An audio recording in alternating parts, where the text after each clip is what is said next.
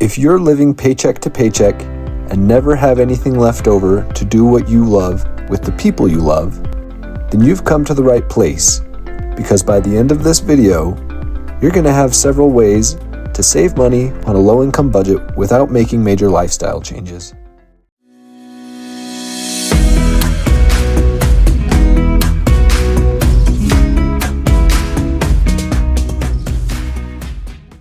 Welcome back, Money Masters. It's another Money Monday, where we lift the curtain on time-tested tricks and tips that have been proven to help reduce expenses and increase savings. As mentioned earlier, today we're going to be talking about 7 secrets for saving your money on a low-income budget without making major lifestyle changes. But before we dive in, I just want to let you know that on Wednesday, we'll be discussing 7 ideas for generating passive income that require little to no money. So if you don't want to risk missing out on that episode, make sure to subscribe to our channel and hit the bell icon so that you can be notified of our next amazing video. Okay, with all that said, if you're like us and you're totally committed to obtaining financial independence, then go ahead and tap that like button and let's get into it. Secret 1, understanding your wants versus your needs. Saving on a low income can be hard. If we're not mindful about where our money is going, it's easy to slip into a paycheck-to-paycheck lifestyle that leaves us with so many expenses today that there's nothing left to save for tomorrow. This is why the first secret to saving on a low income is to understand and identify your wants and needs. Needs are expenses that are mandatory for you to make in order to stay alive and maintain your current income. Example of needs would be things like food, water, shelter, clothing, transportation, and communication. Wants are all other expenses beyond your basic needs. Sometimes even expenses that seem like they would be needs are actually just wants. For example, we all need to wear clothing, but does the clothing need to be Gucci? No. A $2 shirt I have from the thrift store could meet my need to be clothed just as well as a new $1,700 Gucci shirt could. Can you think of any other examples of wants that seem like needs? Let us know in the comments below. So when you're identifying your wants and needs, it's important to ask yourself if you already have something that meets your needs. If you do, then you know that this expense is a want. And there's nothing wrong with spending money on wants. In fact, the whole purpose of saving is to provide us with things we want. But understanding the difference and identifying your own wants and needs will help us find little places where we can make adjustments that will help us have enough money at the end of the month to start saving. In the remainder of this video, we're going to go over 2 examples of wants and 2 examples of needs that have plenty of opportunity for us to save money, and then we'll finish off with 2 new strategies for how to make saving money super simple. Secret number 2, limit your entertainment expenses. After a long week of work, there's nothing better than going out on the weekends and having fun with the people you love. Whether it's going to a movie, a club, a sporting event, a concert, we all love to be entertained. But when we aren't intentional about how often we're going out, the expenses really start to pile up. Dinner, tickets, cost of travel, the drinks, done 2 times a week can really add up over a month. But being entertained with the people you love doesn't have to cost a fortune. There are some simple ways to still have fun with your friends and family without spending an extra dime. For example, instead of going out to the game, you could invite your friends over for a potluck dinner and watch the game at home. Or, instead of going out to a movie and buying popcorn and soda, you could invite your loved ones over, pop some popcorn at home, and have a Netflix marathon. Instead of going out to a painting class, you could host a painting class using a YouTube instructional video. There are lots of opportunities to have a great time with your friends and family without spending a fortune. The only cost is a little bit of creativity. Secret 3, avoid bad debt. If you're serious about saving money, one of the simplest things you can do is avoid bad debt. Now don't be confused, we love good debt, and we'll talk about that in other videos. But to clarify, good debt is debt that will allow you to make more money in the future, whereas bad debt is debt that you don't need that is only going to cost you more in the future. Consumer credit card debt is a great example of bad debt.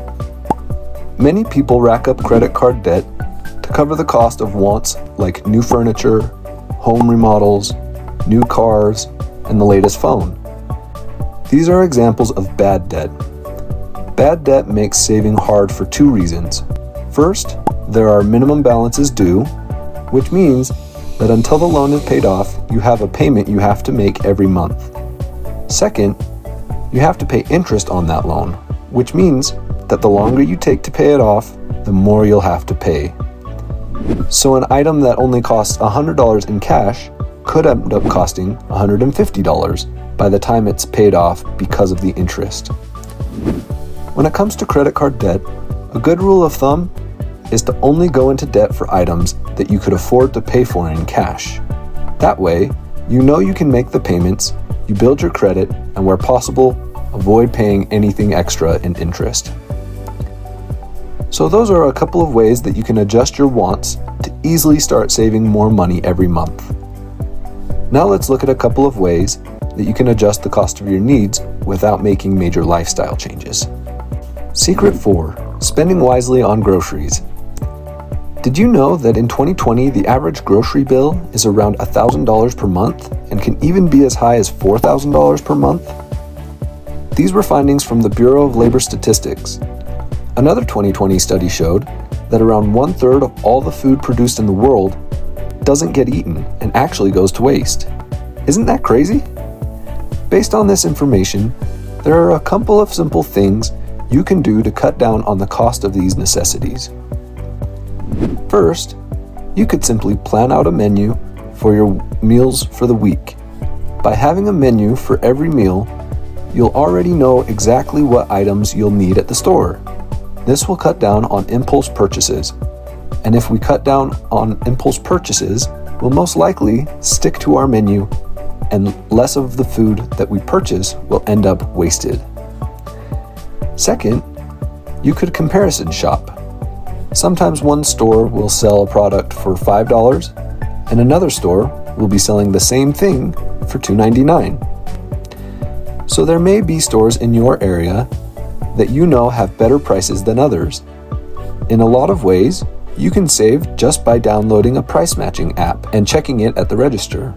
For example, if you shop at Walmart, they can price match almost any item if you can show that you can get that item for cheaper somewhere else.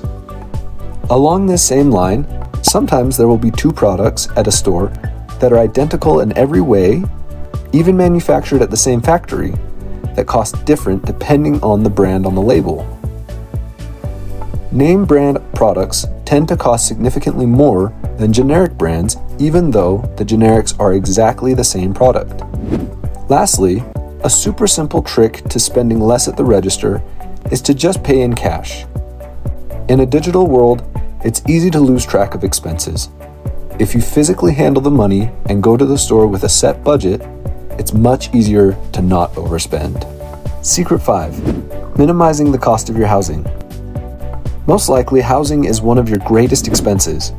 A common personal financing practice is to have your housing expenses account for 35% or less of your overall after-tax income. How does your housing expenses compare to this recommendation? If you're spending more than 35% of your after-tax income on housing, you may want to consider a new housing opportunity that will take a smaller portion of your income. Of all our suggestions, this is the one that could potentially cause the most lifestyle change. But we include it because this is a lifestyle change that is well worth it. However, if you're determined to stay where you are, or you are already in a situation where your housing costs are less than 35% of your total after-tax income, then here are a couple of recommendations. Let's start with what you can do if you rent. Sometimes you can save on your rent by negotiating special deals with your landlord. You could perform a service for them that you would normally get paid for, like doing home maintenance, watching their kids, making them meals, or cleaning for them. You may also be able to negotiate lower prices by signing a long-term lease, or by offering to pay the amount of a lease up front in cash. Whether you rent or own your home, another option might be to use any extra rooms or structures on the property as short-term rentals through apps like Vrbo or Airbnb. You could also make them long-term rentals. That extra income would be considered passive income and would really help offset the cost of your housing. Plus, if you own your home, the best part is that these tenants would be helping you pay off your greatest asset. Now, let's quickly address two of our favorite strategies for saving money on a low income. If you use these strategies, saving will become easier than you ever expected. You won't even have to think about saving anymore. Secret 6. Use zero-sum budgeting. You may be unfamiliar with this term, but zero-sum budgeting is when you are intentionally spending every single dollar you make, but not in the way you might expect. Zero-sum budgeting involves allocating your income towards each of your expense line items and then allocating the leftover funds to your savings and/or investment accounts. You can also practice zero-sum budgeting by allocating any leftover funds from your current month toward the budget of the next month. Essentially, adding that leftover money to your budget for that next month in particular. For example, let's say you're earning about $3,000 a month after tax at your job. Using the zero-sum budgeting method, you can essentially assign this entire $3,000 towards your monthly expenses like rent, groceries, etc. And then put the rest into either savings, investments, or your next month's budget to completely drain your checking account. The main difference between using non-zero-sum budgeting is that you allocate some of your funds to savings as a separate line item. When you then allocate that $3,000 to their respective line items, part of that income will go into savings, and as long as you stick to your budget, this allocation method will allow you to grow your savings consistently as the months go on. Secret 7. Automating your savings. Of all the suggestions we've made, this strategy is by far the most effective and easiest to start doing. Simply speak with your employer or your HR department and set up automatic deductions from your paychecks to go straight into your savings account.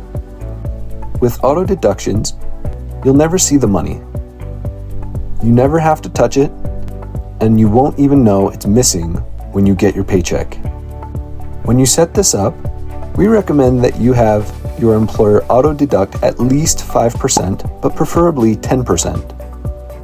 This percentage was first recommended by George Clausen in his classic personal finance allegory, The Richest Man in Babylon. We are huge fans of this book, and you will hear about it often on our channel. But essentially, George noticed that many people pay their expenses first, and by the time they're done, they have nothing left to pay themselves. So in his revolutionary book, he recommended that people pay themselves 10% of their income first, then pay their expenses with whatever they have left over. This has been some of the best advice ever given on the subject of personal finance. Automating your saving deductions makes paying yourself 10% easier than ever. Have you read this book? If not, we highly recommend it. If so, let us know in the comments what your favorite part is. So that's it. These 7 secrets are super easy ways to increase your savings on a low-income budget without making any major lifestyle changes. If you found this helpful, we hope that you'll give this video a like if you haven't already to let us know to make more content like this. Also, I want to personally invite you to consider sharing this video with at least one friend. It would mean the world to us if you would join us in our mission of helping good people like you keep more of what you earn and earn more from what you keep. Lastly, if you haven't already, make sure to subscribe and click the bell icon so that you don't miss out on our next episode of Wealthy Wednesday, where we'll be discussing 7 ideas for generating passive income that require little to no money. Until then, happy wealth building. We hope to see you then.